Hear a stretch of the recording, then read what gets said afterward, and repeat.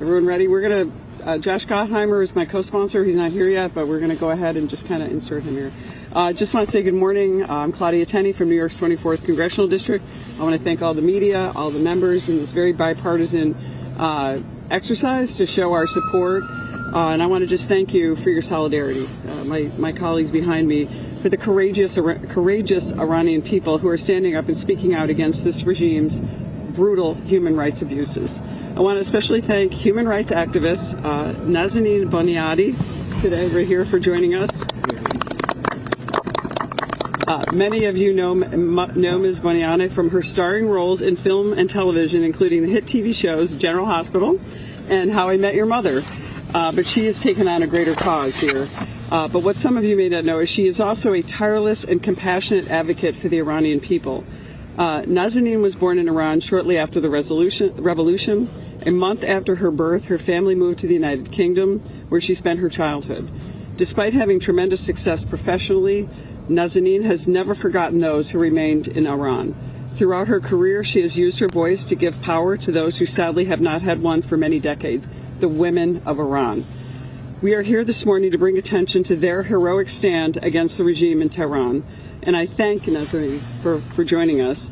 Almost 4.5 months ago, the death of 22-year-old Mahsa Amini, Iranian men, women, and children continue to protest with the regime and its cruelty, despite the immense risks to themselves and their families. The regime has responded with brute force and absolute violence. Hundreds of peaceful protesters have been killed by the regime's security forces. Thousands more have been detained on trumped-up charges, and many of those in custody, especially women, have been subjected to cruel and inhumane torture. The regime has also unjustly executed Iranian protesters in sham trials that lack any modicum of due process. Many dozens more Iranians face the imminent possibility of execution for their bravery. But the courageous Iranian people are not backing down. In fact, they are more resolved than ever. They are demanding a government that respects their rights at home, stops funding terrorism abroad, and makes peace with its neighbors. They are demanding a future built on freedom, justice, and prosperity. And we stand with them, all of us here today, and over 60 members on our resolution. Just this week, the House of Representatives passed our bipartisan concurrent resolution condemning the Iranian regime for its gross human rights abuses against protesters in Iran. It further commends the people of Iran for remaining true to the cause of freedom against all odds. I want to thank my Democratic colleague, Mr. Gottheimer, House Foreign Affairs Committee Chair Michael McCall, there he is, for their support of our resolution, and to our ranking member, Gregory Meeks, for his continued support throughout this last year and into this year as well. This resolution does more than condemn the regime and commend the people and commend the people of Iran.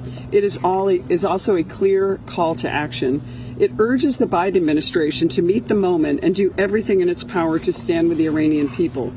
The United States must sanction those responsible for these brutal killings. We must also do more to counter the Iranian regime's attempts to restrict internet access, to stop its citizens from sharing images, videos of abuses, and communications to the outside world. We have the power to give the Iranian people the voice they need to tell the truth about their oppression at the hands of the Ayatollah, and we must exercise it. Finally, we must lead this effort to press our allies and partners around the world to designate the Islamic Revolutionary Guard Corps as a terrorist organization, which it is. The United States rightly designated the group as a foreign terrorist organization in 2019. Now the world must join us in this noble cause. The IRGC reign of terror must come to an end. With an almost unanimous passage this week, except one notable person, 420 votes to 1, the House of Representatives said loudly and clearly with a strong bipartisan voice that the American people are on the side of the Iranian people. I implore the Senate to quickly take this up, pass this concurrent resolution. It's a bipartisan bill also in the Senate, and join us, the House of Representatives, in our steadfast support of the Iranian people. And to the people of Iran, from all of us, we commend your bravery. We mourn your losses. The American people are with you as you stand up for freedom. And now I'd like to introduce my great colleague from New Jersey, representing my family, actually, in Bergen County. But thank you so much. The Honorable Josh Gottheimer. Thank you so much.